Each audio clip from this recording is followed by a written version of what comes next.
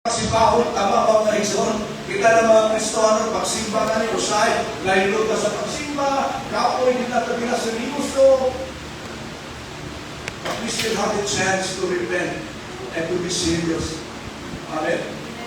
Kaya ang ginugod mo lang ibalik. Now, praise God. Kini ng mga martyred saints, they will be given a robe, each of them. Medyo na kamay na debate, may nakamada, faction, about kanina mga martyred saints. Kung saan sila, sulutan sila o katong uncorruptible body, the same body na na-receive sa mga raptured saints. So daghan ang mga disagreement niya na ito, may mga debate na, pero di natalihan. Importante, kung ano ka sa langit. So they will be given a robe, each one of them, that they should rest. Ngayon ang Lord, they should rest a little while longer until both the number of their fellow servants and their brethren who would be killed as they were was ingon si Lord, buhat lang mo gamay. Kay kamo na ginamartir, kamo na ginapatay na, buhat lang mo gamay. Kay naapay mga kandidato na pamatyan pa. Ang Ginoo gusto niya. Buhat lang gamay. Moabot lang akong pagpanimalos para ninyo. Buhat lang gamay. Kay daghan pang nakapila pamatayon parehan ninyo. Rest for a while. So they will be given a robe. Hindi sila makasunod sila sa kingdom of Jesus when He comes. Pero hindi parehan mo automatic na kamay adat ka incorruptible body. Sila wala pa. Kaya nga, it's a great blessing na madala ka sa rapture and so on. Wala tayo problema. Amen? Now, hindi sila na namamatay, hindi sila basta-basta na automatic makadawat sila sa incorruptible body. Hindi so, tagahanan sila bro, kumaga sige, temporarily. So, lutasan niya, eh, hindi pahingayon ang judgment. Gamit ako sa akin. Reserve. Rest lang. Rest lang namin. Diba? If you remember, Pastor Joseph mentioned last week that he's going to wipe your tears away. Inundo mo? Okay, sa naman tiyak to. He's going to wipe your tears away. It refers to the martyr saints.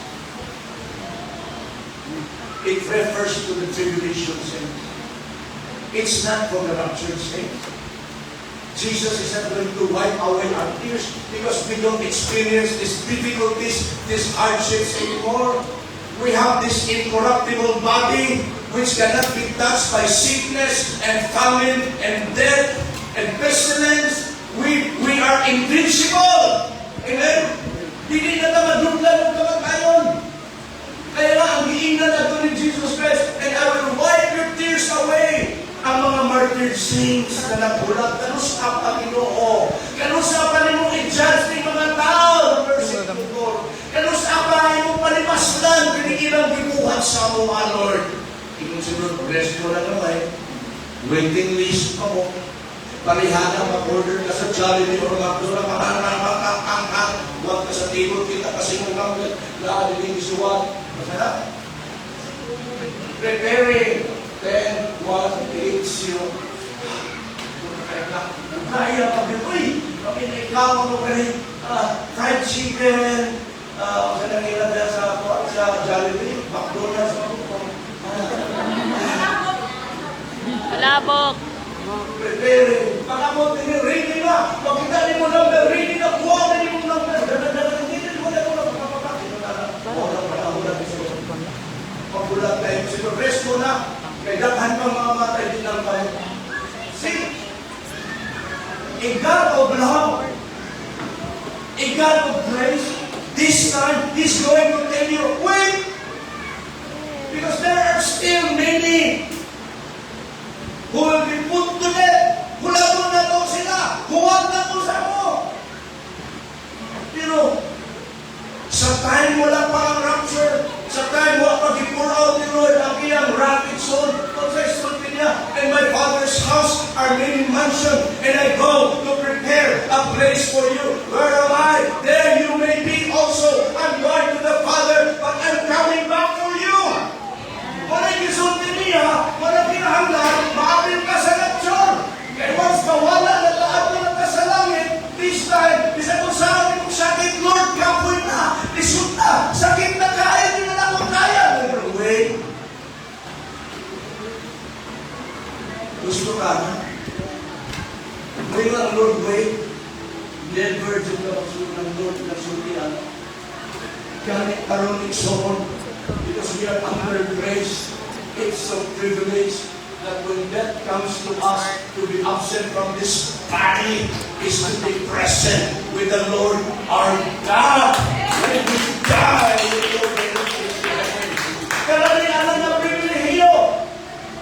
Pero alam na tayo sa mga martyred saints, bisa kung sa amin nag-cry out, Lord, when are you going to avenge those who killed us? Tingnan sila, wait. Kaya daghan pang nakapila na una, kinahanglan muna sila mag-experience of death. And after that, kasabtan na ito if their faith is true. Because it will really cost your life if you want to enter heaven during that 7 years tribulation. It will cost you your life to enter the kingdom of heaven.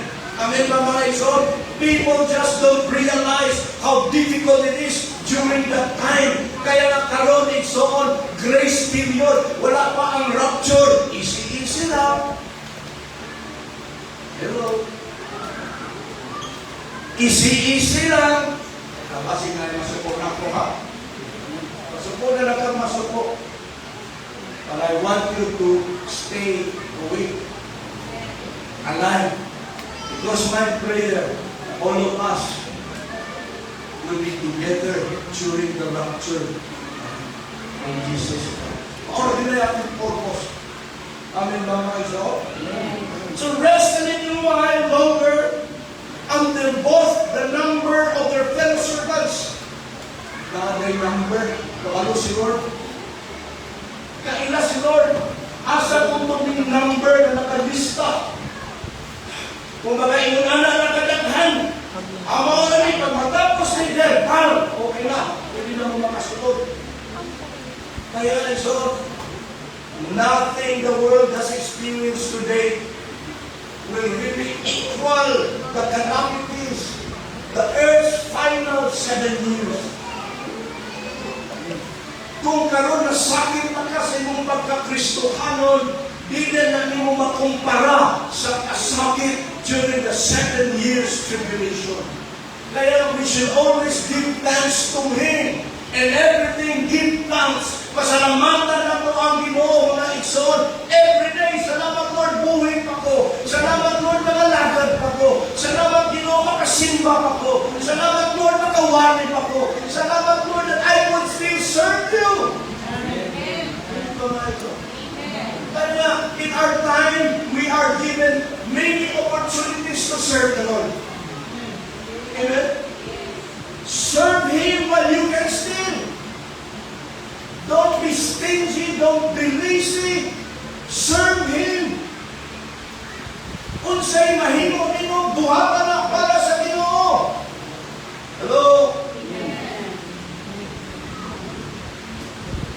Pag-abot sa 7 years, dili mo ma-equal ang suffering na akong ma-experience during that time. Comparing sa kuha karon, dili na mo ma-compare. Una-una, so, sa ikaupat na ng kabayo, 25% of the world's population wiped out that year. Naapalang ka sa ikaupat ng kabayo.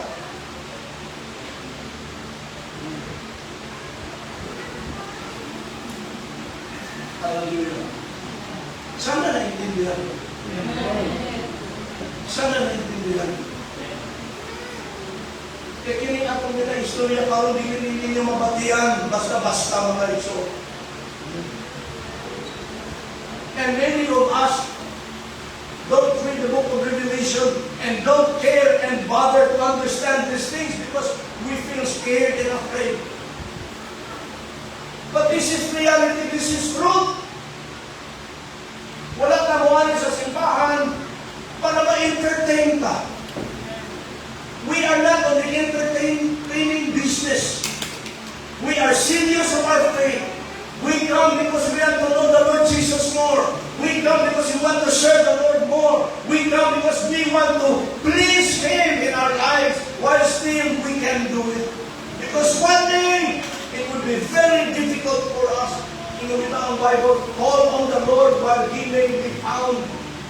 Mintras imo pang makita ang tawagan siya, kay luabot ang adlaw na ilong na si Lord out of the reach.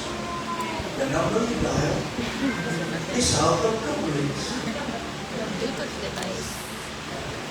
It's not of service. It's all of humanity. Nga nung i-preserve ang kalimutan, tungkol kay ang church na apas kalimutan. Nga nung ang Holy Spirit na apas kalimutan, tungkol kay na apas kalimutan. Time will come na kung ang church tuwa na sa langit mga igsoon, hindi na siya may sa office. Celebration sa langit. Masuya ka dito.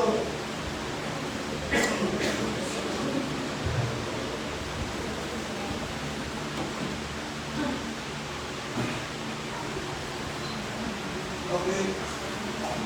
Yung pala ko kanina, the first 3.5 years will be a period time that is called tribulation. The second half is the great tribulation. Siguro, a question might bother you right now. Or you may say, how can a loving God cause this terrible event? How come? If God is a God of love and gracious God, how come He allow niya ng terrible events to happen in this world? Now, I'll give you part of the answer. Siguro dili ang kabupusan, part of the answer, we see it in the first book of the Bible, book of Genesis, wherein Satan gained control of the earth in the Garden of Eden through one man's disobedience. Paano naka-gain control si Satanas sa kalibutan? Through one man's disobedience. Kinsa ang one man? Satan. Because of disobedience, Satan gained control. Gitawag siya, God of this world. Tama? Kaya we are not exempted of the suffering. We are not exempted of the difficulties. Kung sa'yo may tabok sa kalibutan, bagyo, lino, kung sa mga mga trahedya, apektado ta. Tama? Amen? Walay isa ka na ito na exempted na kay naatas kalibutan. Satan gained the world. Gainan din niya si Jesus, if you're going to bow down to me, I will give you all these riches, all these powers, everything you see is mine, because it was given to me. In other words, Satan gained control. Because of one man's disobedience, Satan gained control over the earth. Ingon siya ng Jesus, sige, bow down to me, I will give you all these things that you see. Because it has been given to me. Kinsa'y nakatag sa iya, it was not God, it was Satan. When he disobeyed God, it allowed the devil to control the world. When you disobey God, you are allowing the enemy to control your life.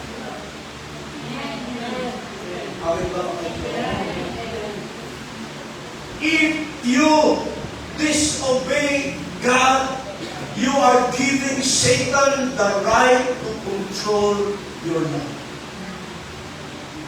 Kaya giingnan niya ang babae, woman, I will not judge you. Sin no more. I have set you free. This time, sin no more. It is only when we disobey God that we are allowing the devil to gain control over our lives, to gain control over our families.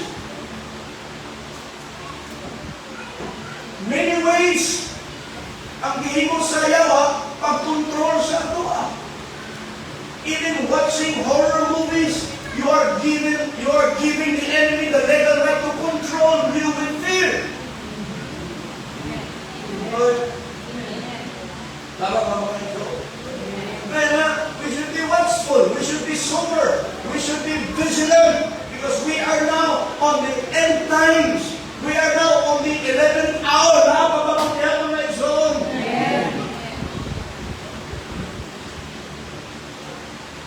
Yes, through one man's sin, Satan came to the world. Let me tell you this. Let me tell you, brothers and sisters, Jesus will regain the control over this earth. I said, Jesus will regain the control over this earth. When He died and when He ascended to heaven, He went to hell and He said, Satan, I hold the keys of death. I have the authority and all power is in me. I gain the control over these people whom you have been made slaves and imprisoned.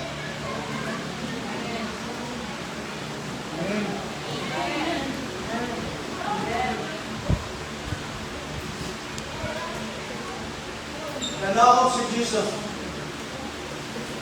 Ingon siya, kaning.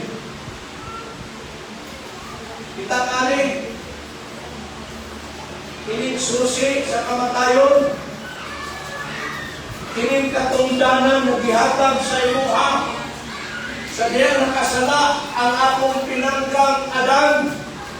Ikaw ng kontrol sa kalimutan, di ba? O karon ng pagkatao ko na matay na nagsag sa cross, sa diyan na banhaw ko, ang katungdanan, ang susi, wala nimo, naanak ka na ko, because I am the way, the truth, and the life, and no one goes to the Father except through me. Hallelujah. Huwag na nimo si Satanas. Kaya na Satan is powerless over your life. I said, Satan is powerless over your life. The gates of hell will not prevail against the church. We are the church. We should be attacking the enemy. We should be conquering, possessing, because we have the power and the authority. Jesus said, this power and authority that has been given to me, I am giving to the church. In my name, lay hands on the sick and they will recover. In my name, you will cast out demons.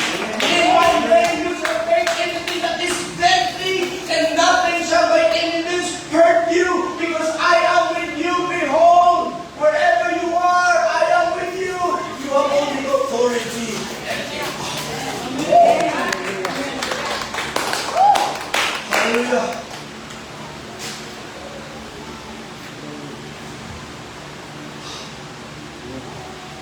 Amen.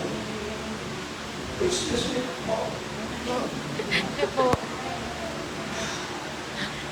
Hindi ba mga iso? The first four seals reveal the four horsemen and the beginning of judgments upon the unbelieving world. Because the world is unbelieving, God is going to judge the world. One day, magsugod mo na sa upat na ng kabayo, and this Antichrist enters the scene. He conquers more and more of the earth's people. Ginakonquer niya ang mga katawan. He is accompanied by wars and death and plagues. And many people will fall because of his flatteries and promises. And these people na wala magpaloko sa aling tinatawag na Antichrist, sa aling tinatawag na horsemen na nag-unify sa world, kadtong wala magpakilad sa flattery sa mga horsemen, igsoon, they will be considered rebels that time. Okay? Kaya nga, this new world, this one world government would really kill us for the reason we become rebels, because we did not submit to the one world system, one government. Kung nakakita ka sa mga rebelde, nanagog, bisan asa, igsoon, kay hadlok silang dakpon, maupod ka ng mga tao na mabiling din makonsider sila, mabranded sila as mga rebelde. Ato sila sa mga kabukiran, asa sila managan, managog sila, pangitao sila, patayon sila mga igsoon. Yan naman, because they did not listen to the flattery of the Antichrist. And these people will be sharing to their friends, ayaw mong tuwa na, scammer na. Hello? And during that time, active pa ang Facebook, ang Messenger, ang Instagram, ang Telegram, tanang gram na niya, active pa ang soon. Kung na makashare ka, ayaw mong pailala na, scammer na. Hello? Huwag dinagalay. Not all people will fall from his flatteries and promises. Kaya nakikonsider sila ng mga rebelde during that time. And they are eventually doomed. Doomed. Patayon dyan ka kay rebelde ka. Amen? If you remember during the Ukraine and the war, Ukraine and Russia, as what I've heard, ang mga kababaihan, yung rape, people ginapakay, yung rape. Ano man, they are doomed. Tama? Maumog ka, wala kay right sa imo ka, galingon ni soon. When you are doomed, pwede ka, tanan himoon sa imo ha. Wala kay value. Tama? Ikaw naman kay Christian ka, ay talaga you will stand on what you believe during that time. Lord, patay na lang kung patay. Di na ko kaya, but I have to do it. Because you have no choice. Because it's going to cost you your life if you want to enter the kingdom of heaven. Hallelujah. Pero ang nakalimutan nila na i-consider, i-branded ng mga rebels and so on, naging faithful sila, diba? Even unto death, because of the word of their testimony. They maintained their faith, their testimony. Wala na sila kung riso sa Ginoo. Sa unang panahon, sa wakay rapture, mga badlongon, mga diling mamumati, walay value ang gospel, magbugal-bugal sa Ebanghelyo. But this time, naging seryoso sila. Balik na doon sa ilaha igsoon. Doon sa sila kang-marker sa unang panahon sa pulong sa Ginoo. This time, ang pulong sa Ginoo, pinaka number 1 na tindugan nila. Nga naman, kay ang pulong lang mo'y maghatag nila igsoon of strength, guide, para makasulod sila sa langit. Nakapapapaya. Ulit makasunod sila. So, ma-imagine mo, paano ginamartir din ng mga tao ang mga sufferings na ilang gina-endure. Pakita niyo sa TV or sa movie, diba? Kanang mga torture, so, nabutangan o kanang ang imong na, butangan. Ay, sorry. Ang face towel, ibutang sa imong papa niya, yung angkang bugnaw na tubig.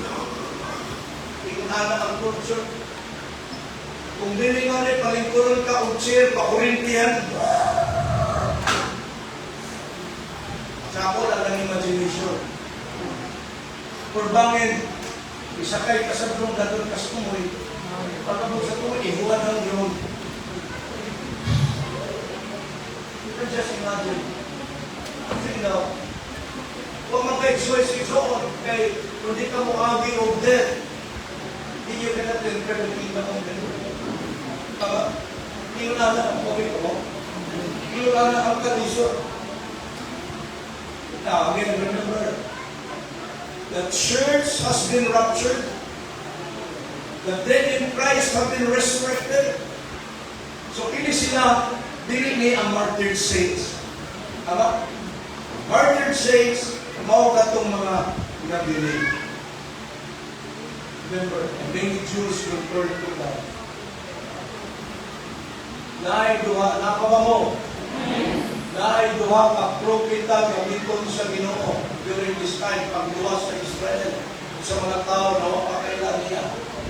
And these two prophets, actually disitan sunod, some believe that this is Moses and Elijah.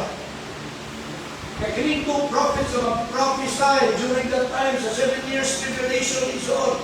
Wa sila trabaho at mag-prophesia sila, and they will be doing mighty doings, mighty deeds, miracle after miracle. These two prophets, they believe that this is Moses and Elijah. Kaya kung itawan mo sa Bible, si Moses o si Elijah, maura niyang nawala, walay grace sa ilaha. Tama? Si Elijah, it's on riding on a chariots of fire. Nawala lang siya sa kasalan. Suyong siya sa taas. Amen. Ang manto niya, gihatag niya kang Elisha. Si Moses namatay, pero mawala, makiti ang iyang lawas. Others believe na nawala siya, wala siya namatay. Wala matrace ang iyang lawas. In Transfiguration, din sa may nakita dito, that was Moses and Elijah. On the Mount of Transfiguration, ang makita nakita ni Peter, Lord, pwede po na, butangan na itong tabernacle, usa sa imuha, usa kang Elijah, tulungan mo, isa kang Moses. Kasi nakita, Moses and Elijah. So they thought that this could be the prophets who will be prophesying during this time of great tribulation. Yung hinduha ka prophets and so on, mamatay ni siya. Sa singing propesya, mamatay siya. Malingaw ang Antichrist. Everybody will have a celebration. Everybody will be giving gifts. Nanuman, kontra nila ng duha ka propeta. Nanuman, they will pronounce judgment. They will turn water into blood. Hello? They will pray for fire from heaven to come down. Anong panahon? Walang Antichrist ba intimidate, maglabot siya. Walang patayan niya kining duha ka prophets ito. In the middle of the streets, walang awas niya, patay. Maglipay si Satanas together sa mga tao na nagpapatapog 666. Kung may para na bilin isod, malipay sila kay wala mo pronounce of judgment sa ilaha. But after 3 days, I said after 3 days, panahon sa Ginoo ni duha ka propeta. Pakita ni Satanas na panahon ni duha ka propeta, mura siya mapuha. Matuliro ang iyang isip kay dili niya mapatay-patay ng duha ka propeta. Sumao ni sila ang mga prophets na magsangyawan ng panahon na. Magdaghan pa ang mutuo kang Jesus tungod aning duha ka propeta na propesya. Ang another is 144,000. This 144,000 is not kining claim na sila kununin. Pero kung ikunin mo sila, sobrang na sila 144,000 na ni karon. Declare na sila na election. These 144,000 are evangelists.